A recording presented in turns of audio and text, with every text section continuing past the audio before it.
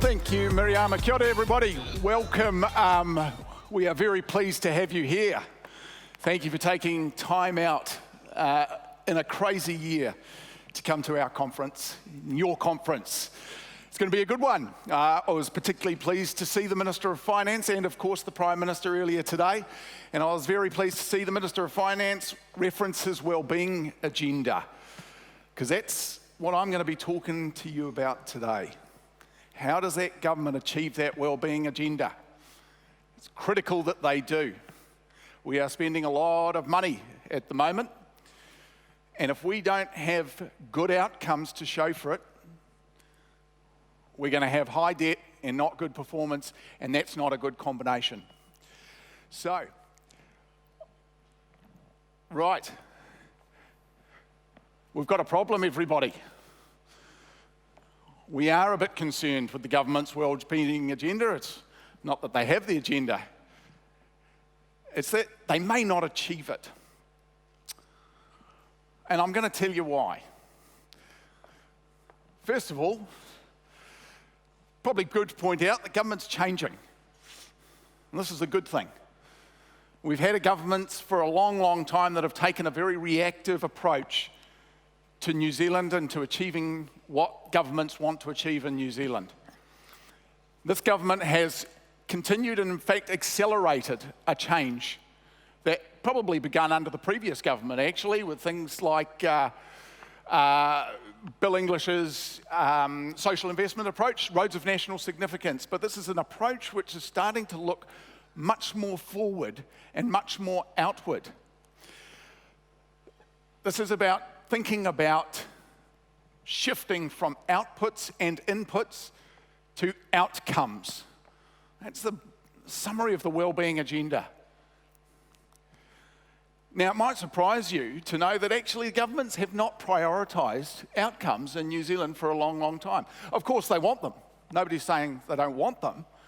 But the way that governments have gone about prioritising outcomes is to focus on what governments do and try to do it best. We've focused on making sure we hit our budgets. Don't overspend your budget. Go through the process. Make sure we have fair and transparent government. Very good things, really important things. They've put us at the top of the world in terms of our processes.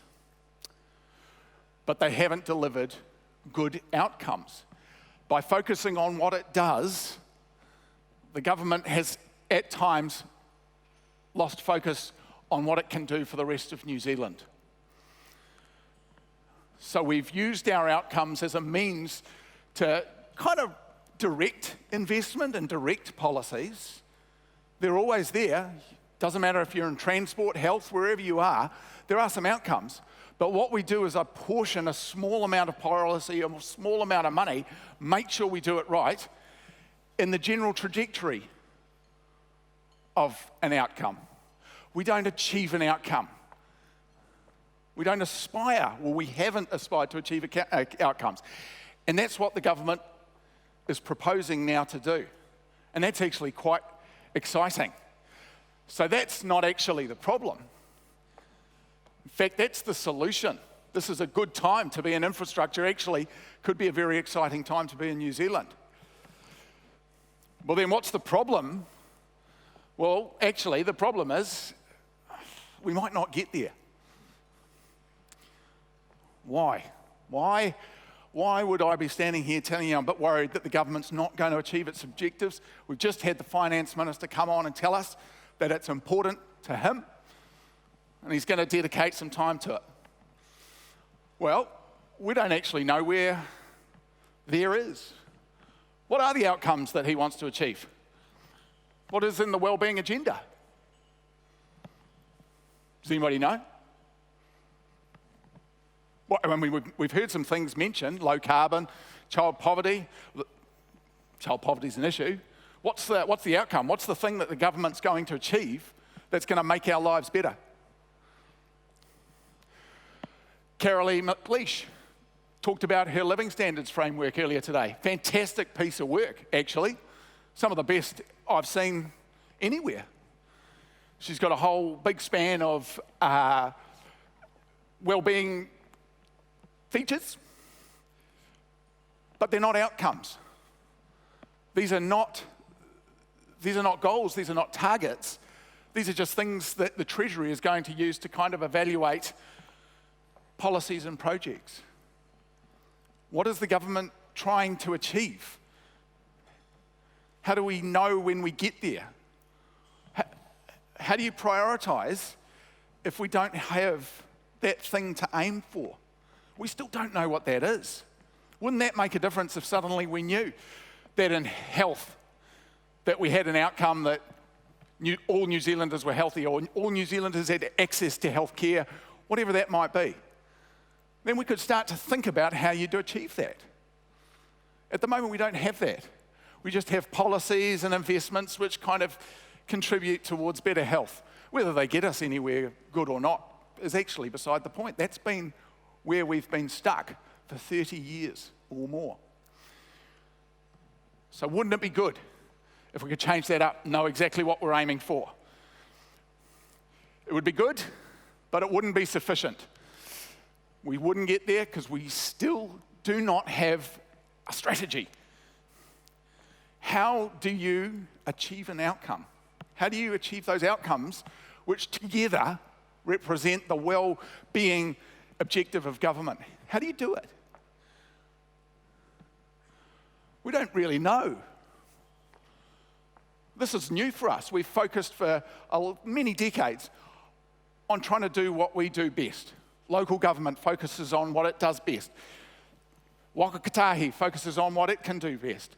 Treasury focuses on what it can do best. We haven't focused on how we get New Zealand to be best. How do you do that? Because the systems aren't there, are they? The structures aren't there. How do you do about it? I'm going to tell you. All right? We've been around about infrastructure in New Zealand. Every year we run a delegation, not this year, thanks to COVID. That was great. But we go somewhere and we try to learn. We try to learn about infrastructure, try to learn about systems. And we've been to 3 countries that actually prioritise outcomes. Been to a lot more, but most of those countries either maybe devolve, focus on outcomes and achievement down a level of government. Some of the big federal states will devolve out. Others will be primarily focused on the same sort of inputs and outputs that we have been focused on in New Zealand.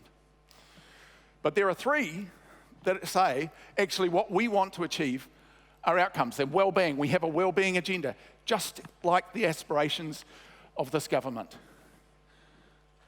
Well, what do? Well, let's have a look. Actually, there's 2 key things that these governments do. That's better. First thing they do is set out their priorities. They articulate them, they explain them, they define them. It's not just that we're aiming for health or equality, we define what that means. An inclusive economy, perhaps. A clean and healthy environment that all New Zealanders can enjoy, perhaps. Or all Scottish people might be able to. They define them. The second thing that they do is they integrate spatial planning and infrastructure investment. That's the means. See there, Hong Kong's got a slightly different approach to the funding side of things, but the 2 key things that these governments do is they clearly define what they want to achieve, they represent it spatially, supported by infrastructure investment. Let's have a look at Scotland. 11 national outcomes. Government even defines its purpose. It's country within a country, so that's probably appropriate in Scotland. Government defines its purpose, but it comes up with 11 national outcomes that it wants to achieve. Boom, there they are. Set out in a national performance framework, sits all over government. Everybody in Scotland's government policy knows they have these outcomes, and that's what they are there to achieve. Imagine that, all your agencies, all your government departments, getting down into local government. Everybody knows what the government wants to achieve. Imagine that. What's interesting about Scotland is that then they filter that into an economic strategy. This is quite a unique process, filter that into an economic strategy. An economic strategy informs an infrastructure investment plan, and that infrastructure investment plan informs a national planning framework spatial strategy. So the government invests, that sends a signal about the planning rules, the land use rules, the spatial strategy needed to optimise the government's investment portfolio and achieve outcomes. Ireland actually flips that around, so does Hong Kong. They start with a spatial plan. So in Ireland, they've got their 10 national strategic outcomes. They then represent that spatially at a national level. We've got our 10 outcomes. What does that look like in a future Ireland? An Ireland in 2040.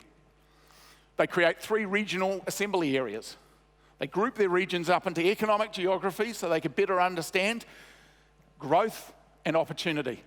In fact, they actually have a strategic priority to spread growth away from Dublin or share it evenly between those 3 regional assembly areas. Very, very similar to New Zealand challenges in Ireland. They understand the regional assembly areas, they understand what they want to achieve, then they have an integrated investment plan which tells them how to achieve it. Right?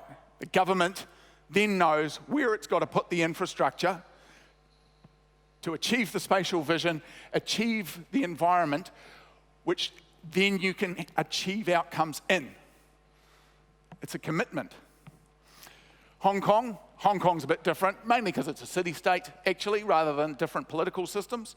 City-state's a bit funky, but again, exactly the same model. They've got 3 national strategic outcomes: livability, sustainability, and economic development. Nice and simple. The three big umbrella terms. And then they work out a spatial strategy that says, how do we get there? They built in economic corridors, investment corridors, they've got green areas. That's what a developed Hong Kong in 2030 plus will look like to achieve our objectives. So, what does that tell us? It's the way that a country gets from where it is today to where it wants to be tomorrow is from integrating spatial planning and investment. That's a really big, important point. That's the mechanism. This is not an infrastructure thing, a great way to think about infrastructure. This is not to help the planners. This is about helping your country get the things it needs and to tackle the issues. You set the physical environment which allows you to achieve your outcomes. Right now in New Zealand, we'll have these, we're saying child poverty. Okay, great, it's an issue. How are we going to solve it? Well, we'll give them some more money. Well, guess what? You just pour more money into the system, house prices go up, rents go up, money's gone. It's not going to solve the problem.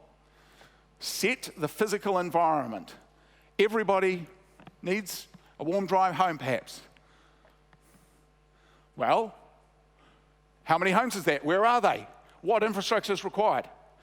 You start thinking about it. Well, oh crikey, if we do that, well, where's the schools going? Where's the hospitals going? Your entire outcomes framework, with 1 or 2 exceptions, such as monetary policy or something like that, is influenced by your physical environment. That's the mechanism we need in New Zealand to achieve outcomes.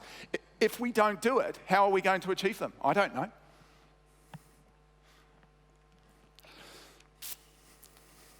Got a problem. RMA is not going to let us do that. Fixed-based statute doesn't let you look forward and go strategically, we've got a priority. Or if you do, you can if you want, but you're going to run head first into the RMA. It's going to say, government's got a priority, wants to deliver something, I don't know, it's going to affect the local community. Now, thankfully, of course, we've had a review of the RMA and some really good recommendations about how to improve it. But those recommendations are about how to improve the RMA. Nobody asked, how does New Zealand achieve outcomes and what is the result of the Resource Management Act in that system?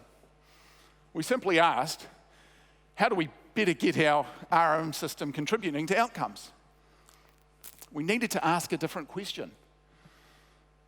The way we've asked it at the moment has left us with three key challenges. The separation of outcomes in the resource management panel's proposal of two acts, a Strategic Planning Act and a Natural and Built Environment Act, compete. There's outcomes in both. One's going to be written in legislation. It's going to be primarily judged by councils, planners, courts. The other one's going to be tried to be the government achieving what it wants to achieve. Well, what happens when the government says it wants to achieve something that goes through the Natural and Built Environment Act and conflicts with one of the 21 separate outcomes that are proposed? You can bet it will. Might stop, won't get our outcomes. Second problem, strategic planning and land use planning are separated. Nobody does that. I haven't seen any, none of those outcomes countries do that. They have a planning act. Strategic planning is linked to land use planning. Spatial, we think we want to grow over there, land use plan starts to look at how to integrate it. We've separated that out. We could have a spatial plan and then find out that we can't get it through the Natural and Built Environment Act. Third problem, the money's still misaligned. Money still stays under mainly the Local Government Act and the Transport Act, whilst the planning, strategic and land use have no money attached to them, just a commitment. That's going to tie us down to the same sorts of issues that we face today. It won't get us our outcomes approach. What we need, you all have seen a slide like this from Infrastructure New Zealand many times before. We've got to understand what we want to achieve. We need a strategy to get there. That strategy is to think about the spatial and physical requirements that we need, understand the investments required to achieve it, and then make those investments. If you have that vision, if you have that strategy, those investments are easy. Right now, they're not easy. We don't know what we're trying to achieve. If somebody comes up with a big road or a big railway, and you go, well, why? Let's understand what it is we're trying to achieve. We're trying to drive affordable housing. We need that vision. We need the strategy. We're going to need planning reform to get there. We're going to need some funding reform. The government is going to have to start to understand, and actually this is the value of the process, it will understand what it wants to achieve, then it will understand the value of investment. Ireland and Scotland investing $16 billion per annum, the Irish and Scottish governments, 1.5 times New Zealand. They're not growing as fast as we are. Scotland's actually flat population growth, investing, similar sized country, 1.5 times what our government is today. You can't achieve outcomes minimising costs the way we are. So, two key proposals for this government as we work towards a longer term plan, to plan, fund, deliver a vision for New Zealand, is actually get that national vision out there. Identify the priorities, outcomes that you want, government. That's what we need. Do that right now. You can do that. That's a government act. The priorities of the government, just articulate them. If you can do that and you can pass it on to my good friend Ross Copeland, who's about to talk, imagine what a difference that would make to him if he has 10 or 11 national strategic outcomes and then he is asked to go away and use his expertise and the expertise of the Infrastructure Commission to understand what the infrastructure requirements are to achieve that vision. We could achieve something much more special there. And then we can think about making sure that our spatial and land use planning supports those infrastructure investments, helps build the case for them, and we can develop a physical environment which allows us to achieve outcomes which we currently are not going to have. Thank you very much.